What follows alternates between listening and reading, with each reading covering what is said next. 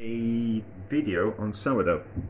So I made rhumbarbas the other day as a bit of a project, and I was kind of thinking I would have liked to make the rhumbarbas using my sourdough starter, but it would have taken too long to ferment, so I used fresh yeast. And if it wouldn't have taken too long to ferment, but there was a danger that the milk and the eggs would have potentially gone off by the time it had whole fermented and risen.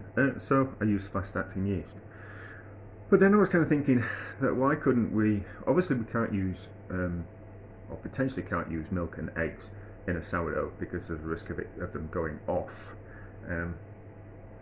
But why can't we use a bit of butter in a sourdough and to kind of see what happens? We used to add a little bit of fat into the bread that we made at college.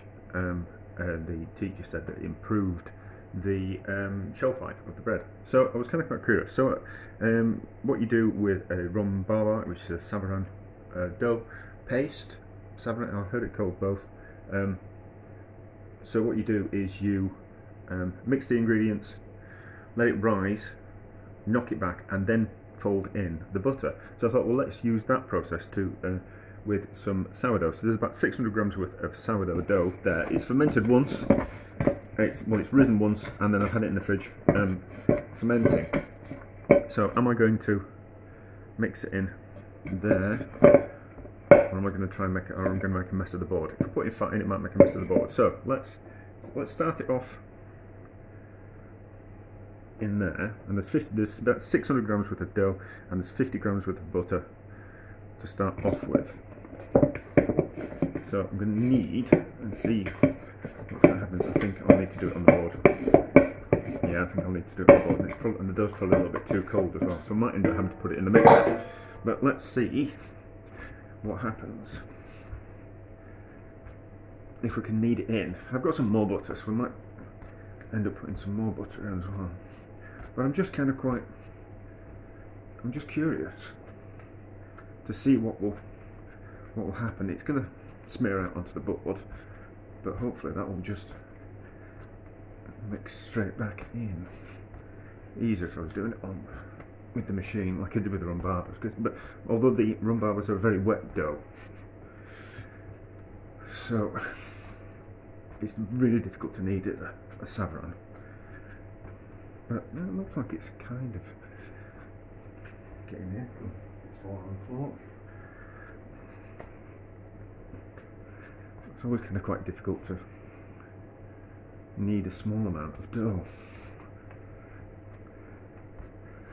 So my idea would be to knead it and then shape it and let it rise a little bit. I'm going to put it in a proving basket. Yeah, we'll put it in a proving basket. It's kind of going into it. It'll be a bit better when it's warmed up. It'll just come out of the fridge. So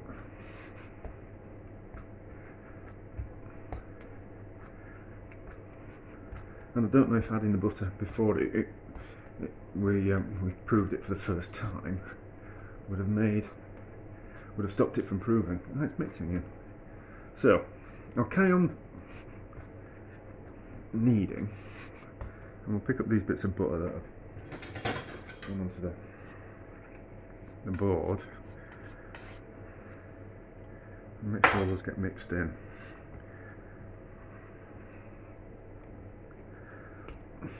Do you need to see me kneading this for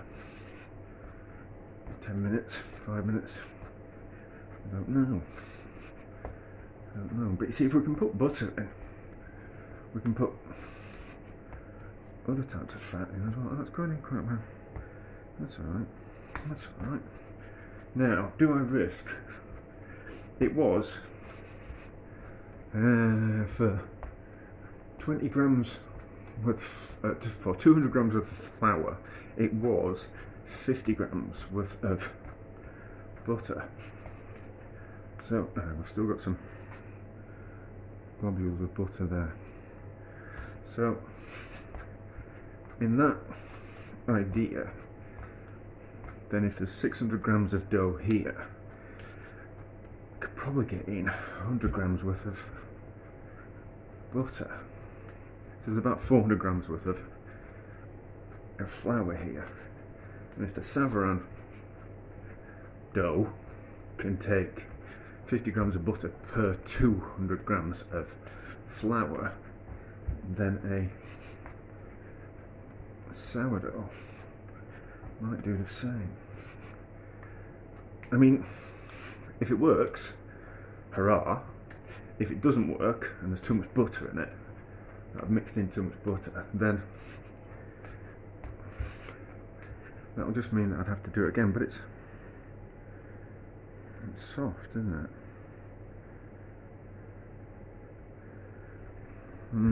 Don't know. I mean, it's going to be able to taste that amount of butter. But then, when we're cooking it, is it going to leach out everywhere? Ah, right, okay, so it's starting to become a little bit tacky, which is not, yeah, to put more, because it's starting to stick to my hand like that. It's because it's warmed up, but because it's starting to stick to my hand, probably putting any more butter in would be not particularly a good idea.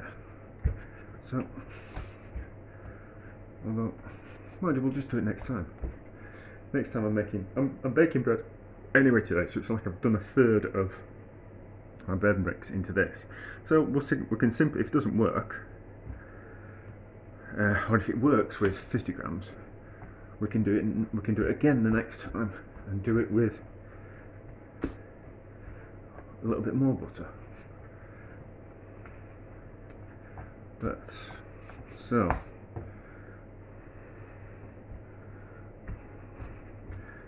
it's going to be a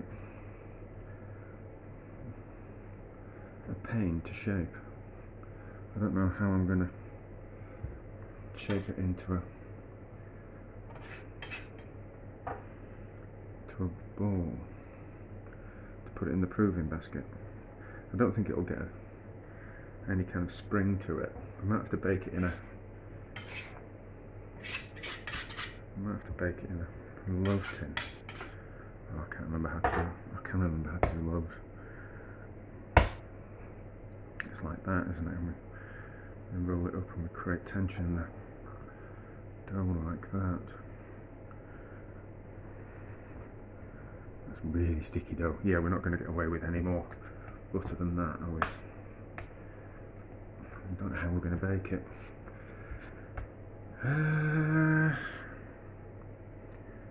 Let me wash my hands. Let's pause and let me wash my hands, and then we might just be able to. It's sticking to my hands because of all that dough. So let's get that off my hands, and then we might be able to shape it a little bit easier. Right, plenty of flour in the proving basket, and then let's get this off the board and going, and then we might just have to get a bit of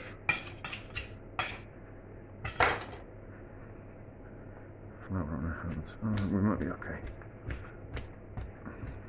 Yeah, so it's just, I couldn't tell you how to not have the dough stick to your hands. It's just something you learn the more you do, so it's just something you pick up, and it's partly it sounds ridiculous, partly a state of mind that you're just not allowing the dough to stick to your hands, which sounds ridiculous, but you just learn how to touch and manipulate things. That's not going to be too bad, is it? So that's what we're doing is we're pushing the dough. I'll explain it once we get it into the proving basket. We're pulling the top of the dough round like that and tucking it underneath, which is creating tension in the dough, which is going to give us that, when we slice it, that spring open. So into the proving basket, and just those bits. Took those bits over on the top there, so it just holds it together a little bit more, and then flour on top, and then we'll just let it proof for an hour. Where's my shower cap? Shower cap over the top because we don't like plastic waste and we can use these over again. So if you ever see me in the supermarket and I'm buying pink shower caps, it's for my bread, not for my hair. So give that an hour, which will just be about the right time that my other two loaves have been cooked, and then we'll kind of have a go at cooking it and see what happens. If it works with the butter, with this amount of butter, potentially we could put in fruit and we could put in like cinnamon as well. That would be kind of quite nice and make like a fruity loaf. But we'll just kind of see how it turns out. Right, it's risen a bit. Most of the rise with sourdough comes in within the cooking process. So I'm going to cook it in the same way as I do my sourdough. So it's going to be in a cast iron pot, and we're going to slice the top of it, and we're going to spray in a little bit of water as well. So oven's on the highest temperature. Pot's been in, so the pot's hot. So hopefully it'll come out. It feels a bit dense. We'll have to see how this cooks. So slice on the top like that, and then have the lid ready, and then spray on the side that hasn't got the slice. If you spray on the water on the sliced side, it'll seal up that gap, and that's not what we want. So that'll do. Lid on, back in the oven, squeaky oven door. I will fix it one day. And 25 minutes, and we'll see. No, that's the grill. 25 minutes, and we'll see how it turns out. Oh, and these are the normal sourdoughs. Wow, I've had some of that, but it's not bad, that, is it? Not bad. But those are the normal sourdoughs that I've made with the same batch of bread. So they were two normal sourdoughs, and then we'll be able to see the comparison of the one that's got some butter in. So I actually know that this sourdough batch wasn't a failure, and if this does fail, it's down to the fact that we've put some butter in it and it doesn't work. I can't see why it wouldn't, but we'll find out. It's gone off, should be ready, it smells ready.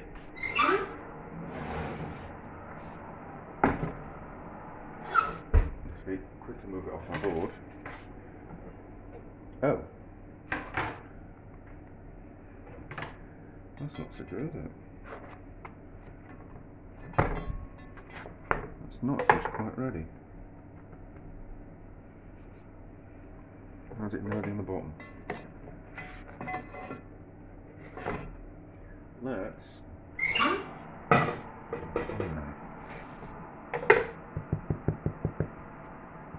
It sounds ready.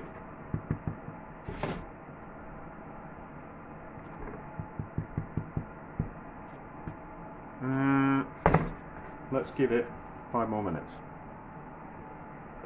Just to make sure. Just to make sure. Oops.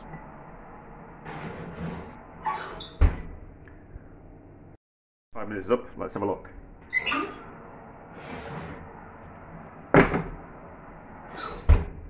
Turn the oven off because I'm not going to give it any longer. It's a little bit brown, that's better. Let's split open. Oh. Put it back in the oven. Burn my board. So it's risen enough as a comparison. It's risen enough. Better sound. We'll let it cool and then we'll cut into it. It kind of wanted to split open, didn't it? But just not in the same way. Wonder why. Wonder why. That's probably down to the fact of when you put fat in it. But anyway, we'll see what it looks like. And it's not really what it looks like that matters, is it? It's how it tastes. Is the important thing. Right, so let's have a look. It's cool. It's gone a bit soft actually. It's not crunchy crunchy. It's not crispy crispy like these are. You know, but we'll see. Oh, I've got a scratchy nose. Straight in half, I think. Straight in half. Soft. It's not a bad thing, that. Ah. That's not good, is it? That's not good. That could have done to have properly proven for a lot longer. Let's have a taste. Let's have a taste. Let's see what it tastes like. I'm not going to waste it. I'll be able to use it for something. That's not so bad. That's not so bad. It probably could have just done to have proved for a little bit longer.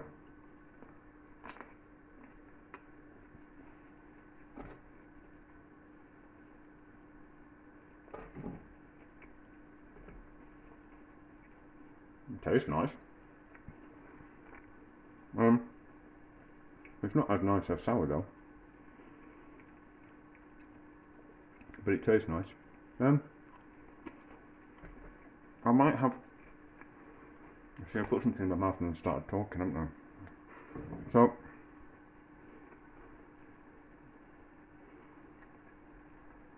I might have another go. And what I think I might do is I think I might turn it into a loaf.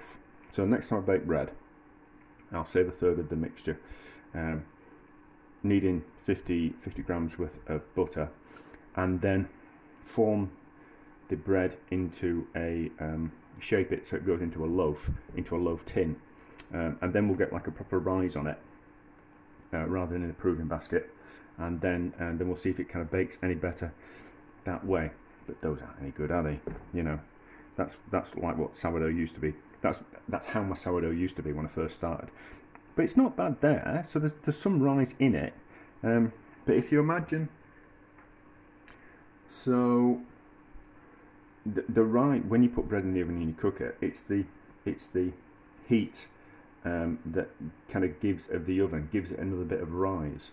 And if you imagine a Yorkshire pudding, like there's nothing. The only thing that rises a Yorkshire pudding is the egg, and the steam of the egg cooking forces the Yorkshire pudding to, well, the liquid in the Yorkshire pudding batter makes it rise. And it's the same type of principle with that. It's risen, and we've got big air pockets, you know, because the dough has trapped the air pockets. So that's kind of what happens. Whereas if I'd let it rise naturally, we wouldn't have got those air pockets. But I was just a little bit too eager to cook it. And sourdoughs,